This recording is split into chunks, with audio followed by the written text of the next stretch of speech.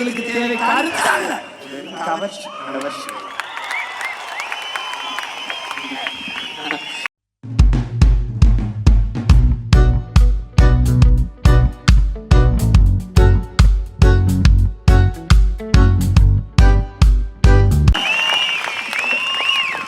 அவர்களுக்கு தேவை கருத்தல்ல, கவர்ச்சி.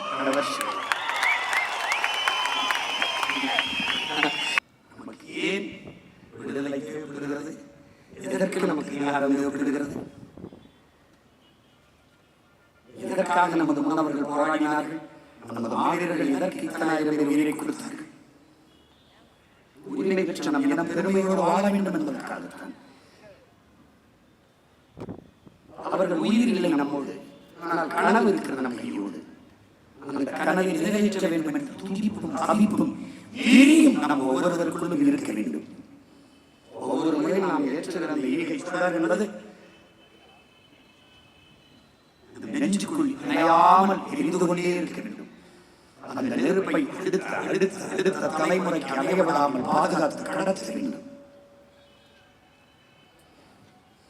ஒற்றை மகன் இத்தனை பேரை உணர்வு சூழேற்றி யோசிப்பதில்லையா? இன்னைக்கு எத்தனாயிரம் பேரர்கள் எவ்வளவு ஆழ்ந்த செறிந்த கருத்து செறிவோடு மக்களை உசுப்பக்கூடிய பேராற்றல் கொண்ட பேச்சாளர்கள், கருத்தாளர்கள், நம் பிள்ளைகள் எத்தனை பேர்?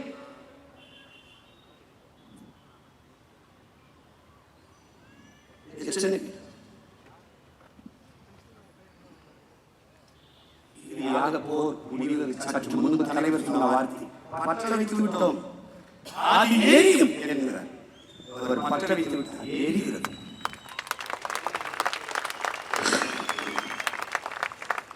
இது மட்டும்தான் தமிழில் தாயகத்தில் புலம்பெயர்ந்து வாழ்கிற நம் இன சொந்தங்கள் வாழ்கிற எல்லா தேசங்களிலும் இந்த உணர்வு பற்றி எரிகிறது. இது எல்லாம் வீட்டுக்குள் எல்லாம் நெஞ்சு கூட்டுக்குள் எரிந்து கொள்ளலாம் இருக்கிறார். இன்னும் நம் மாவீர தெய்வங்களை மண்ணின் விடுதலுக்காக மாவீரர்களை தெய்வங்களாக